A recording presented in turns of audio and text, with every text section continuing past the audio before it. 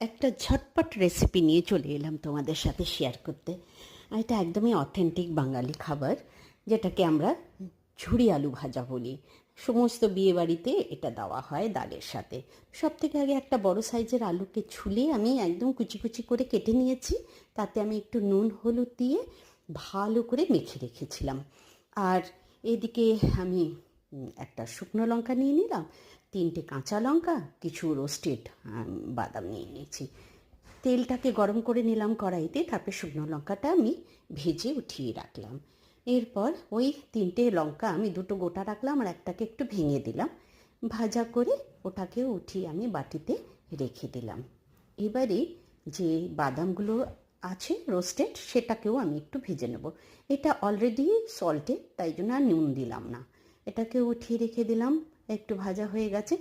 এইবারে যে আলুগুলোকে আমি নুন আর হলুদ মেখে রেখেছিলাম, ওই আলুর থেকে জলটাকে একদম নিংড়ে বের করে তারপরে আলুগুলো আমি তেলে ছেড়ে দিয়েছি। দেখো কি সুন্দর লাল লাল ভাজা হয়ে গেছে। এবারে বাটিতে উঠিয়ে নেবার পালা। বাস সবগুলো বাটিতে উঠিয়ে নিলাম। এরপরে আমি উপর দিয়ে সেই রোস্টেড বাদাম আর একটা শুকনো লঙ্কা, 2টো কাঁচা লঙ্কা আর 2 টুকরো কাঁচা লঙ্কা দিয়ে সাজিয়ে নিলাম। অসাধারণ লাগে খেতে, গরম ভাতের সাথে ডাল দিয়ে লেবু দিয়ে, আর কিচ্ছু দরকার হয় না। তোমরা এইভাবে বানিয়ে খেও আর আমাকে জানিও কেমন লাগলো। আর আমার চ্যানেলটাকে অবশ্যই সাবস্ক্রাইব করো। টাটা।